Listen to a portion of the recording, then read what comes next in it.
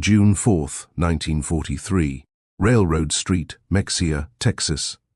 The pencil trembled slightly as Unteroffizier Werner Burkhardt wrote in his hidden diary, recording words that would have earned him solitary confinement if discovered by his own officers. The Americans must be lying to us. No nation could possess such abundance while fighting a war on two fronts. Through the train window, he had just witnessed something that contradicted 3 years of Nazi propaganda. Electric lights blazed from every farmhouse, every street corner, every shop window. An endless constellation of electricity stretching across the Texas plains at 10 at night. In Germany, blackout regulations had plunged the Reich into darkness since 1940. Even before the war, rural electrification reached barely 20% of German farms. Yet here, in what Nazi propaganda had described as a decadent, collapsed America, electricity flowed like water. 1,850 veterans of Erwin Rommel's Afrika Korps stepped down from the passenger train. Not cattle cars, not freight wagons, but cushioned Pullman coaches with dining services and sleeping berths. The entire population of Mexia had turned out to witness their arrival. What none of them knew was that this moment would trigger the most profound psychological transformation in modern POW history, a systematic demolition of Nazi ideology through the sheer display of American industrial capacity. The mathematics of Allied victory were being written not in battle plans, but in production statistics that would soon shatter every assumption these soldiers carried about their enemies, their homeland, and their cause.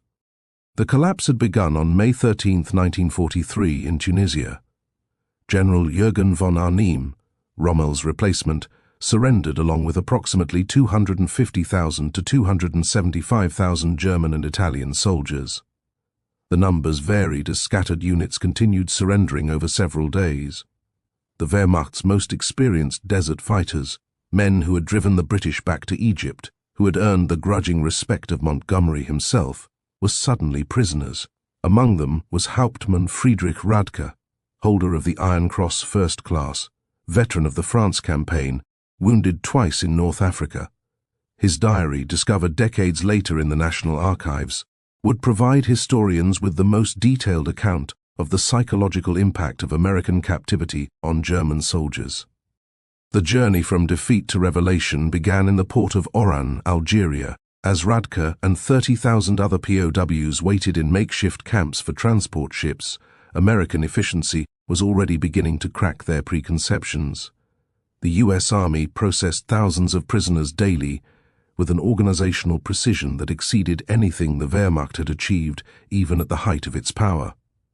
Identity cards photographed and filed, medical examinations completed, inoculations administered, Geneva Convention rights explained in fluent German by American officers who had been trained specifically for this moment. But the first real shock came with the food. Obergefreiter Hans Müller, captured with the 21 Stones Panzer Division, wrote to his mother 8 months later. In the cage at Oran, while we waited for ships, the Americans fed us better than we had eaten in 6 months of desert warfare. White bread, real coffee, meat twice a day. We thought it was propaganda, that they were trying to impress us. We didn't realize this was their standard military ration.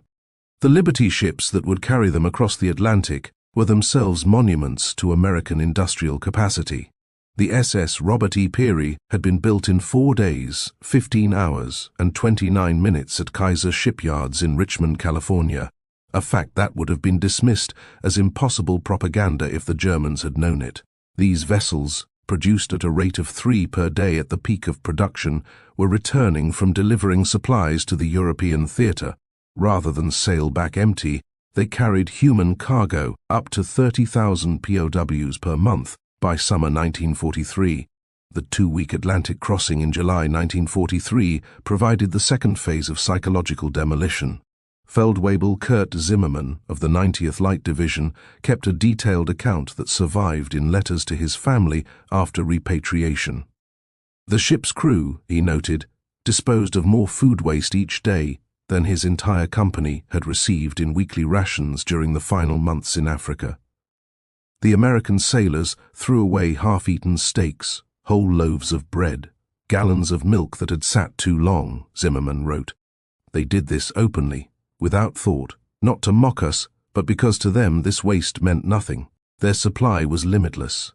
The ships themselves became floating classrooms in American power. POWs discovered that the vessel carrying them was one of 2,710 Liberty ships that would be built during the war, each one requiring 250,000 parts assembled from components manufactured in 32 states. The engines, they learned from talkative American guards, were built in 3 separate factories, each producing 900 horsepower cylinders that were then assembled in ports that had barely existed 2 years earlier. Oberstleutnant Wilhelm von Staubbern, whose aristocratic Prussian family had served in every German war since Frederick the Great, would later write in his memoirs, "As our ship approached the American coast, I watched the radar antenna rotating above the bridge. This technology, which we believed only we, and perhaps the British, possessed in limited quantities, was standard equipment on a cargo vessel. It was then I first suspected that Germany had already lost the war." August 2, 1943, Norfolk Naval Base, Virginia. The first sight of America shattered the last remnants of Nazi propaganda about American industrial weakness. The Norfolk base sprawled across 4,300 acres, its docks stretching for miles, its cranes loading and unloading dozens of ships simultaneously. In a single day, this one port handled more tonnage than the entire German port of Hamburg managed in a week. Gefreiter Johann Weber, a factory worker from the Ruhr before his conscription, counted 47 cargo ships in various stages of loading or unloading.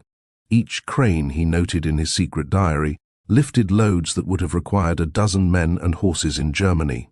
They moved with electric power, smoothly, continuously, without the coal smoke that choked our industrial cities. The prisoners were formed into columns for the march to the waiting trains. Along the route, they passed parking lots filled with civilian automobiles, hundreds of them belonging to dock workers. In Germany, private automobile ownership remained a privilege of the wealthy and the party elite. The Volkswagen, promised to the German people since 1934, remained a propaganda dream with fewer than 1,000 ever delivered to civilians. Here, ordinary laborers drove to work in their own cars. But nothing prepared them for the trains themselves. Not boxcars, not the 40 and 8 wagons, 40 men or 8 horses that had carried German troops across Europe, but full passenger coaches. Pullman cars with padded seats that converted to sleeping berths. Dining cars with white tablecloths and silver cutlery. Observation cars with panoramic windows. Hauptmann Radke wrote, "We boarded like tourists, not prisoners." The American guard seemed almost embarrassed by the comfort. One sergeant apologized that the air conditioning wasn't working properly in our car. Air conditioning, in August. We had believed such luxury existed only in Hitler's personal train. The 3-day train journey from Norfolk to the camps of Texas and Oklahoma would prove more destructive to Nazi ideology than any military defeat. As the trains rolled through Virginia, the prisoners pressed their faces against windows, witnessing an America that couldn't exist according to everything they had been told. Every small town blazed with illumination. Martinsville, Danville, Greensboro. Communities that in Germany would have been lucky to have a single electric street lamp displayed illuminated shop windows, electric signs, houses with lights burning in multiple rooms. The trains passed factories running night shifts, their windows glowing, parking lots full even at midnight. Obergefreiter Müller, whose father was a Nazi party block leader in Hamburg, wrote in a letter discovered in 1987, "We passed through dozens of cities that first night. Everyone had more electricity than all of Hamburg. The guards told us this was normal, that every American town had electricity since the 1920s. I called him a liar. He just shrugged and said we would see." In Roanoke, Virginia, the train stopped for water and coal. The prisoners watched as American railway workers performed in 30 minutes what would have taken 2 hours in Germany. Automated coal loaders, electric water pumps, mechanized lubrication systems. Every aspect of the operation demonstrated technological superiority. More disturbing still was the casual wealth of the workers themselves. They wore leather boots that would have cost a German laborer 2 months' wages. They drank Coca-Cola from glass bottles and threw the empties into bins without thought. They smoked cigarettes continuously, stubbing them out half-finished. Feldwebel Hinrich Müller, an electrical engineer from Siemens before the war, calculated that the single railway yard they stopped in used more electricity in 1 hour than his entire district in Berlin used in a day. The waste was magnificent, he wrote. They left lights burning in empty buildings, electric fans ran in vacant rooms. It was the carelessness of infinite resource. As the trains crossed into Tennessee and Kentucky, the prisoners encountered American industrial power in full display. Through the windows, they watched endless factories, each one larger than anything most had seen in Germany. The Alcoa aluminum plant in Tennessee stretched for 3 miles along the river, its electric furnaces consuming 175,000 kW of power, more than the entire city of Munich. Near Louisville, the trains slowed as they passed the Rubbertown complex, where synthetic rubber plants had sprung from empty fields in just 18 months. 4 massive facilities, each employing thousands of workers, producing 800,000 tons of synthetic rubber annually. Germany, despite inventing the process, had never managed more than 120,000 tons in its best year. Oberleutnant Erich Hoffmann, a chemist from IG Farben, understood the implications immediately. In a post-war interview, he recalled, "I knew those plants. I could see the distillation columns, the catalytic crackers. Each facility was more advanced than anything we had built, and there were 4 of them just in this one location. They told us there were dozens more across the country." The trains passed Ford's Willow Run plant outside Detroit, visible from miles away. This single factory, built in just 9 months, produced a B-24 Liberator bomber every 63 minutes. At peak production, 42,000 workers assembled bombers from 1,550,000 parts, manufactured by 1,500 subcontractors. The plant consumed 2.5 million square feet of floor space and used more electricity than the entire German city of Cologne. Hauptmann Werner, a Luftwaffe pilot shot down over Tunisia, pressed his face against the window as they passed. He counted 17 B-24 seconds in various stages of completion visible from the train. We had been told American planes were inferior, hastily built, would fall apart in combat. But I could see the precision of the assembly lines, the quality of the construction. These were not inferior aircraft. They were simply built faster than we could imagine possible. The deeper the trains penetrated into America, the more complete became the destruction of Nazi mythology. In St. Louis, they crossed the Mississippi River on the Eads Bridge, while below them barges carried more grain than the entire German harvest of 1942. The prisoners could see grain elevators stretching along both banks, each one holding enough wheat to feed a German city for months. Unteroffizier Karl Schmidt, a farmer's son from Bavaria, wrote in his diary, "The Americans transport food as we transport ammunition, in endless quantities, without concern for loss. I watched them loading a single barge with enough wheat to feed my entire village for 5 years.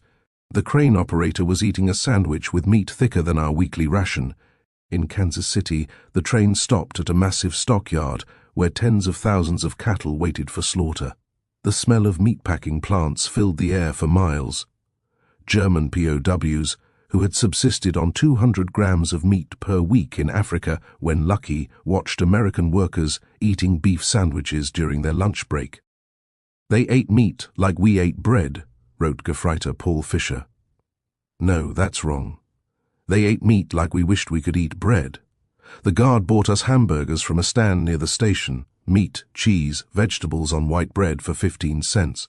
He bought 20 of them without thinking, paid with a single dollar bill. This was not special. This was their normal food.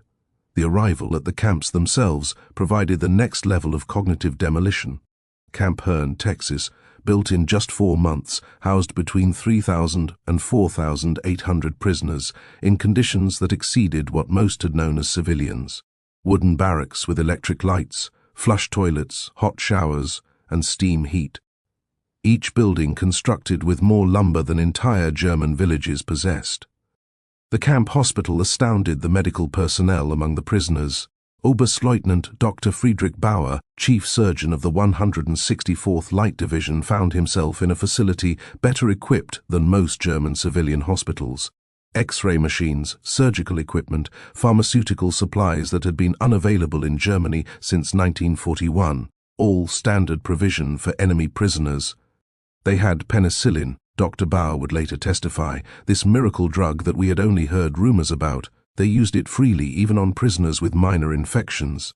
German soldiers were dying for want of basic sulfur drugs, and the Americans were giving us their most advanced medicine without hesitation. The camp kitchen became another classroom in American prosperity.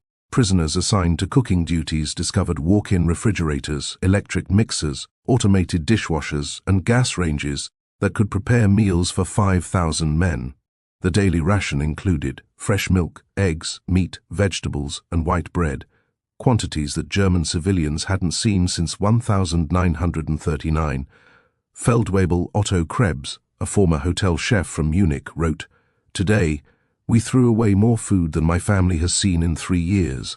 Not spoiled food, simply excess. The American regulations require we prepare 10% more than needed to ensure every prisoner receives full rations. The surplus is discarded.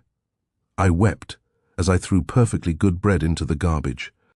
By September 1943, the labor shortage in American agriculture led to the employment of POWs in fields and factories across the country.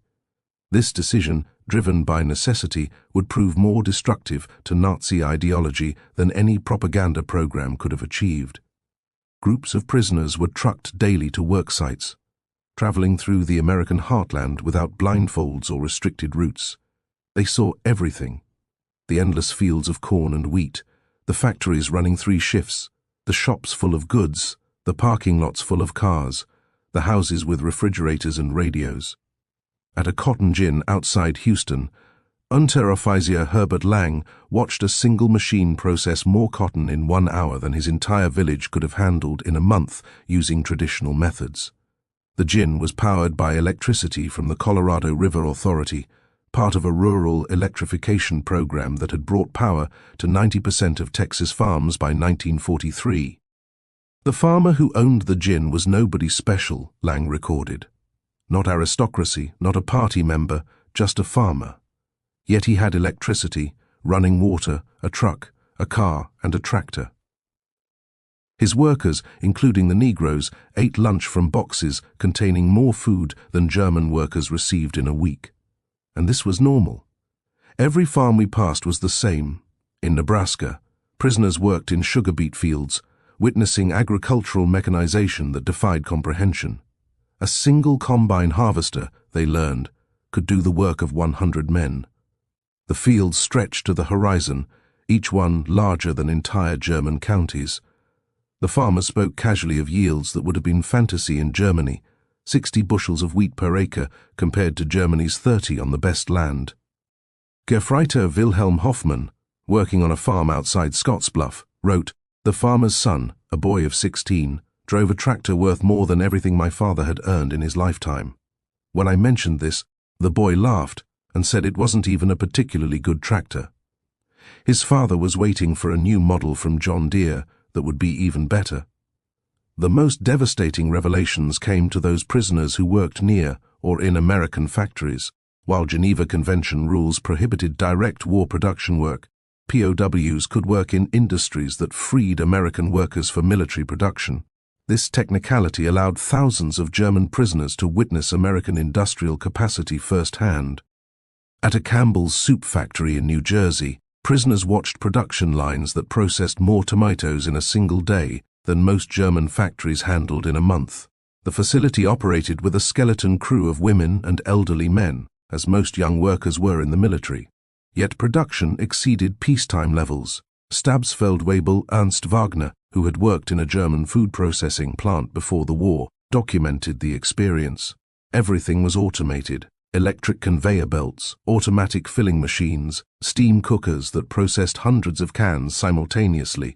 One elderly woman monitored controls that managed what would have required 50 workers in Germany. She did this while listening to a radio and drinking coffee. Near Detroit, Prisoners unloading coal at a power plant gained glimpses of the automotive industry's conversion to war production. The River Rouge complex, visible across the water, employed 100,000 workers producing jeeps, aircraft engines, and tanks. The plant consumed 1.5 million kW electricity daily, more than the entire city of Hamburg. "We could see the parking lots," wrote Obergefreiter Franz Kellner. "Thousands of cars belonging to workers in Germany. Even our officers rarely owned cars.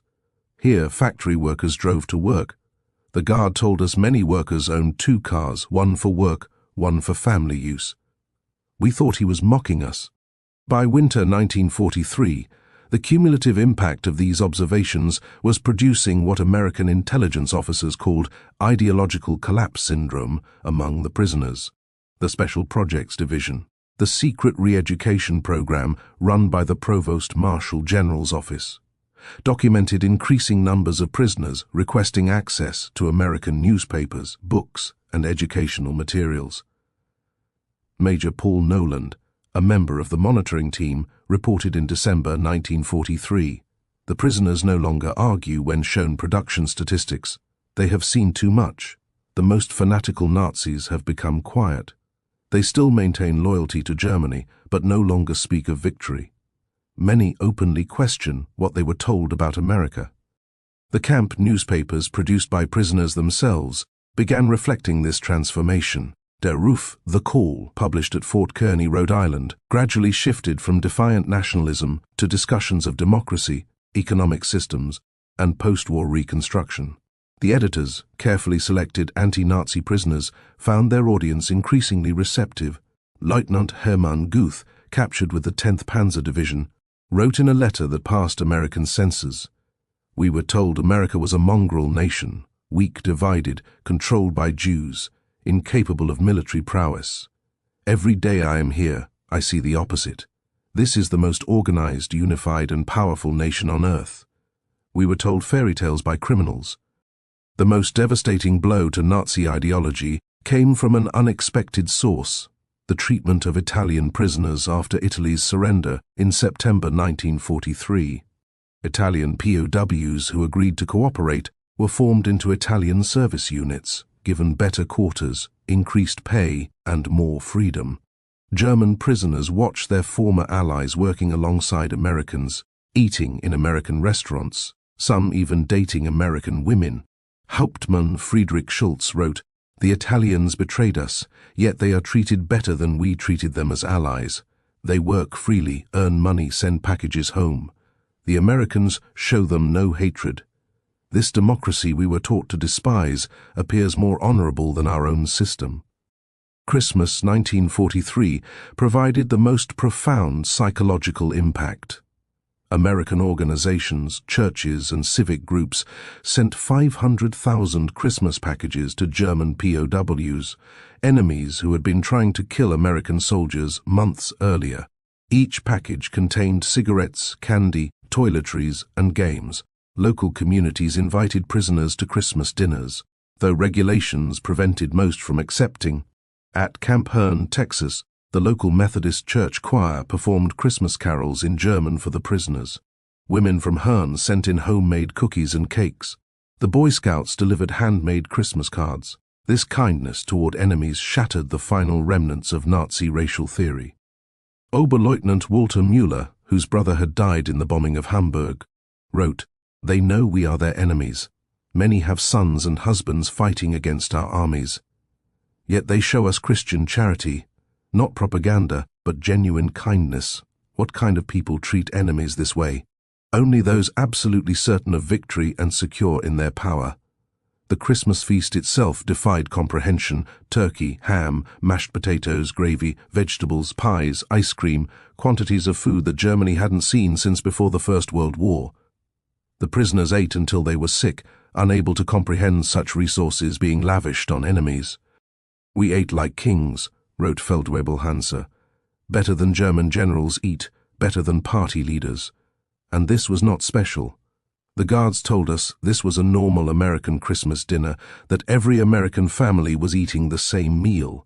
If they can feed prisoners this way, what must their own soldiers eat?" By early 1944, over 40,000 German prisoners were enrolled in educational programs. They studied English, American history, mathematics, and sciences. The University of Chicago provided correspondence courses. Stanford University sent professors to lecture on democracy and economics. The thirst for knowledge was insatiable. Prisoners who had been told Americans were uncultured barbarians discovered libraries with millions of books, universities that welcomed all social classes, scientific research that led the world. They read American newspapers freely, comparing multiple viewpoints, something impossible in Nazi Germany.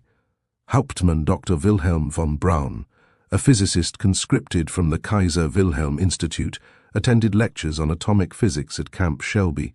He later wrote, "American professors, including Jewish refugees from Germany, taught us without hatred. They spoke of science as universal, belonging to all humanity.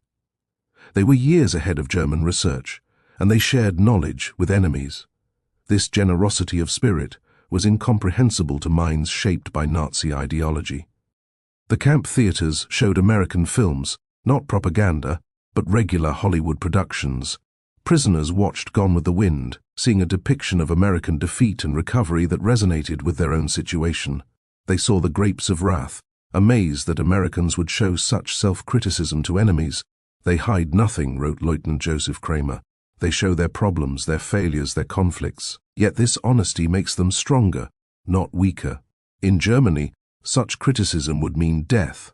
Here it is considered patriotic. Spring 1944 brought expanded prisoner labor programs as American production reached its peak. German POWs worked in canneries, mills, and fabrication plants, witnessing the full might of American industrial capacity. The numbers told a story that no propaganda could counter. At the Higgins boat factory in New Orleans, prisoners unloaded steel that would become landing craft for D-Day. They watched as workers assembled 700 boats per month, each one requiring 20,000 parts. The factory employed 20,000 workers, including thousands of women who operated cranes, welded hulls, and managed production lines. Stabsfeld Webel Kurt Zimmermann wrote, "Women doing men's work, Negroes operating complex machinery, teenagers running drilling equipment. Everything we were told was impossible in a democracy." Yet production never stopped. 3 shifts, 24 hours, 7 days a week. They produced more boats in a month than our entire Navy built in a year. At Republic Steel in Ohio, prisoners witnessed the production of 10,000 tons of steel daily. The blast furnaces ran continuously, fed by endless trains of iron ore from Minnesota and coal from Pennsylvania. The scale defied German comprehension. "This single plant produced more steel than the entire Ruhr at its peak," wrote Obergefreiter Paul Hartmann. "I worked at Krupp before the war. I thought I understood industrial production, but this was beyond imagination. They wasted more steel in spillage than we could produce. The workers complained about overtime while producing quantities we couldn't achieve with slave labor and double shifts." The summer 1944 harvest provided the final demolition of Nazi propaganda about American weakness. German prisoners worked across the Midwest, witnessing agricultural production that could feed the world. In Kansas, they watched wheat harvests where single farms produced more grain than entire German provinces. Combines moved across fields like ships across an ocean of gold, each one harvesting 100 acres per day. The grain elevators they filled could hold more wheat than Germany imported. In an entire year, Unteroffizier Franz Weber, a farmer from East Prussia, wrote, "One American farmer with machinery does the work of 100 German farmers. They showed me aerial photographs of the wheat fields, thousands of square miles of grain. They could lose half their harvest and still have more than all of Europe combined." In California's Central Valley, prisoners picked fruit in orchards that stretched beyond the horizon. They watched as perfectly good fruit was discarded for minor blemishes, fruit that would have been treasured in Germany. Entire crops were sometimes plowed under to maintain prices, a concept that caused psychological breakdown among prisoners from hunger-ravaged Germany. "They destroyed food to keep prices stable," wrote Gefreiter Otto Schulz. "Mountains of oranges bulldozed into pits because they had too many. We begged to be allowed to send them to Germany to our families. The guards were sympathetic, but explained it was impossible. The waste was strategic proof of unlimited resources. June 6, 1944. When news of the Normandy invasion reached the camps, German prisoners experienced their final ideological collapse. The scale of the operation: 6,000 ships, 11,000 aircraft, 150,000 men in the first wave, demonstrated American organizational capacity beyond Nazi Germany's wildest dreams. Prisoners at Camp Shelby watched newsreels of the invasion within days. They saw the endless streams of ships, the artificial harbors, the supply system that delivered 15,000 tons daily across open beaches. They watched their homeland being crushed by the very nation they had been told was too weak to fight. Oberst Friedrich von Tauben wrote, "We knew then that everything was lost, not just the war, but the entire Nazi project. We had challenged the world's greatest industrial power with fairy tales and racial mythology.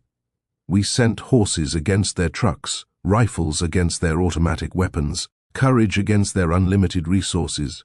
Throughout their captivity, German prisoners experienced something that challenged Nazi ideology more than any material wealth: American humanity. Despite propaganda depicting Americans as weak and sentimental, POWs discovered a people secure enough in their strength to show mercy. When Gefreiter Hans Miller's son died in the Hamburg bombing, the American camp commander personally delivered the Red Cross message and offered condolences. When Lieutenant Paul Fischer's wife wrote that she was struggling to feed their children, American church groups sent food packages to her in Germany. Enemy civilians in a nation America was actively bombing. They separated the German people from the Nazi regime, wrote Hauptmann Otto. They said they were fighting Hitler, not Germans. This distinction, which seemed like propaganda, proved genuine. They prepared us to rebuild Germany after the war, not to destroy it. The medical treatment particularly affected prisoners. German doctors worked alongside American medical staff, learning new techniques, using advanced equipment. Prisoners received operations that would have been available only to the elite in Germany. Mental health treatment, virtually unknown in the Wehrmacht, was provided to traumatized soldiers. Dr. Friedrich Bauer wrote, "They treated attempted suicides with counseling, not punishment. Prisoners with mental breakdowns received therapy, not beatings. This humanity toward enemies revealed a strength we never understood, the confidence of true power." By March 1945, the secret re-education program had produced remarkable results. Over 25,000 prisoners had volunteered for democracy courses.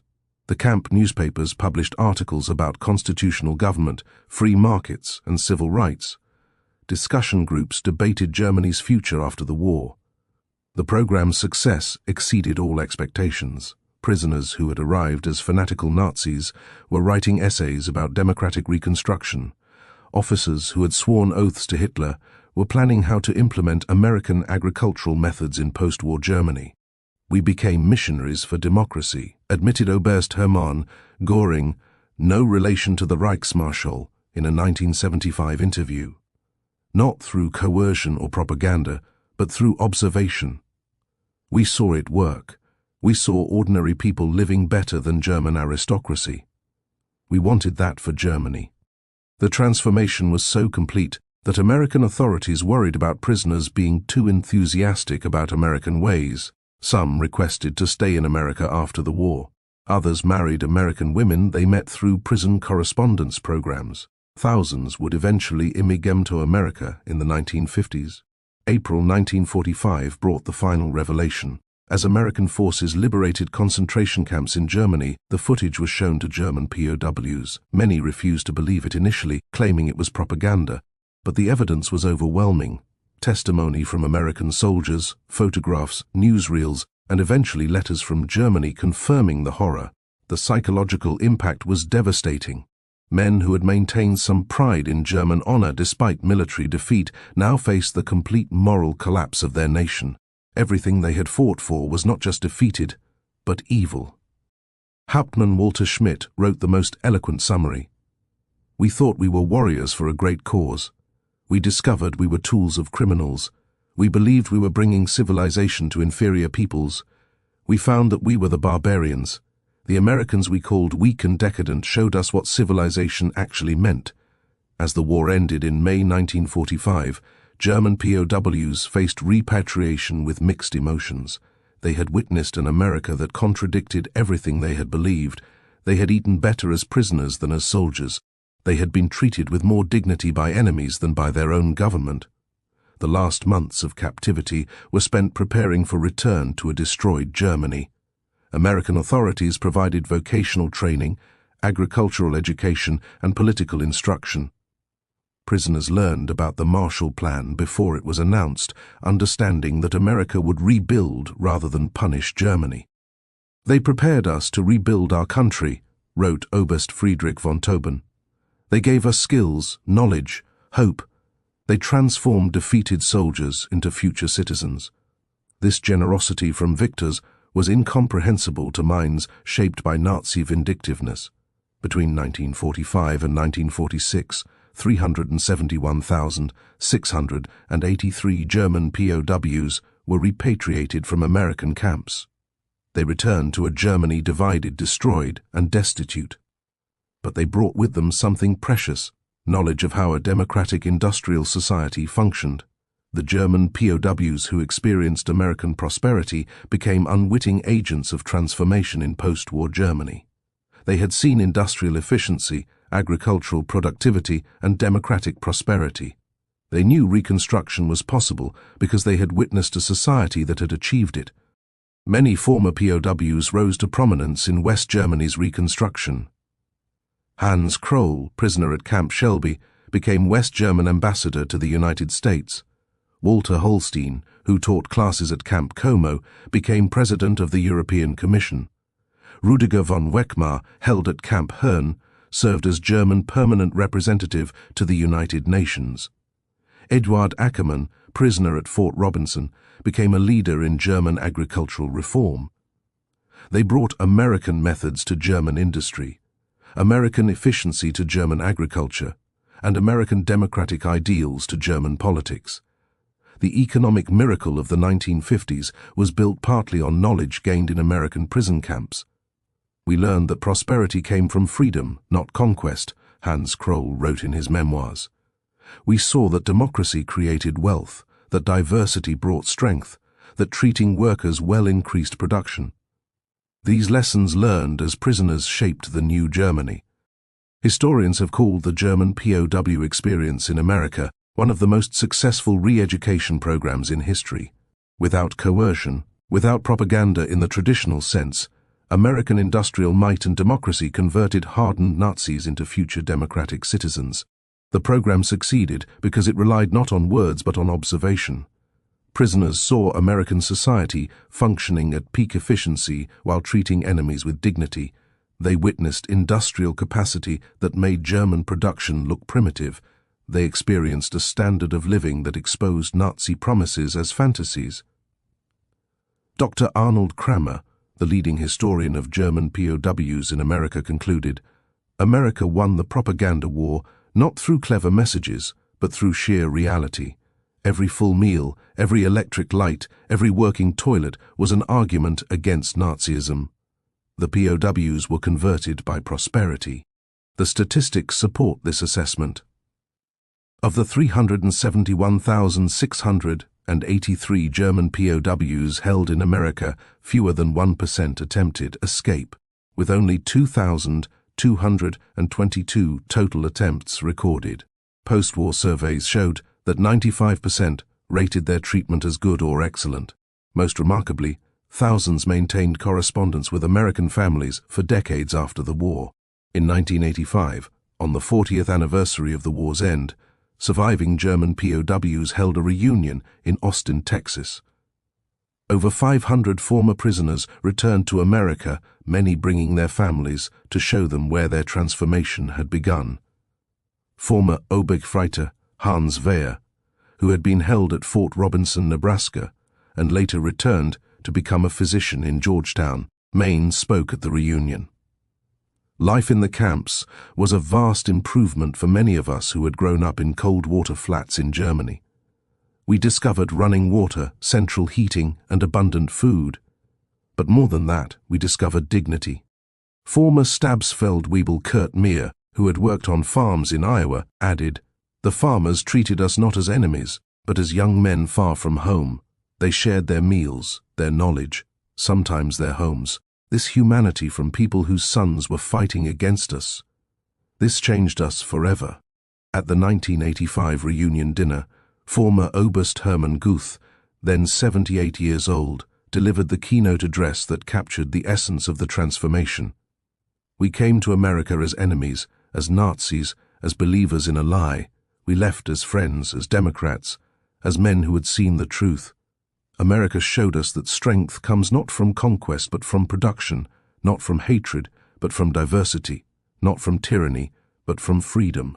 We witnessed the arsenal of democracy at full production. We saw farmers who produced food for the world, workers who built the tools of victory, and citizens who treated enemies with dignity. We learned that America's true weapon was not its bombs or tanks, but its inexhaustible capacity for creation and its unshakable confidence. We returned to Germany with a mission to build a society that could create rather than destroy, that could prosper through peace rather than war. The Germany that rose from the ashes was built on lessons learned in American prison camps. We who came as conquerors left as students.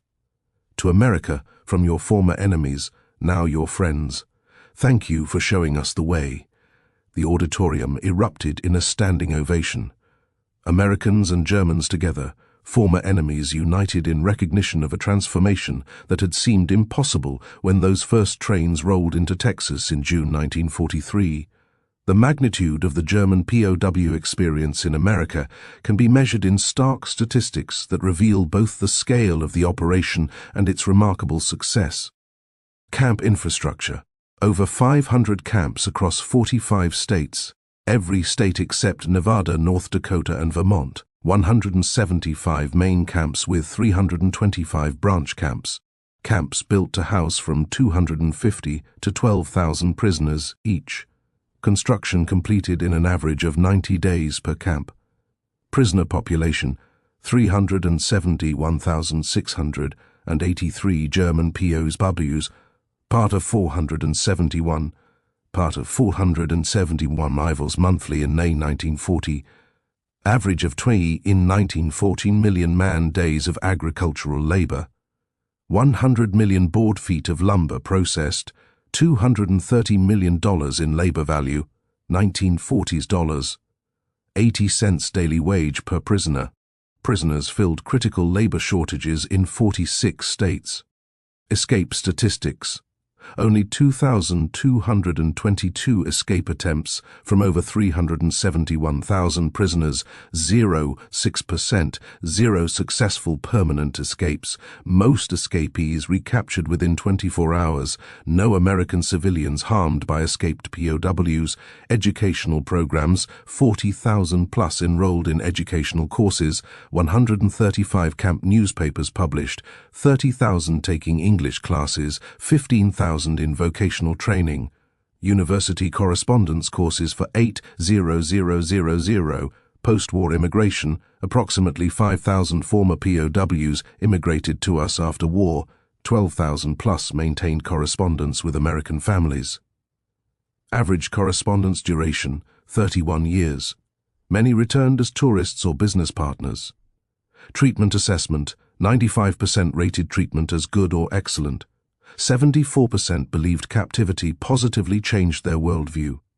61% expressed interest in learning about democracy. Less than 10% maintained strong Nazi beliefs, by 1,945. The German POWs who experienced American industrial might didn't just witness history.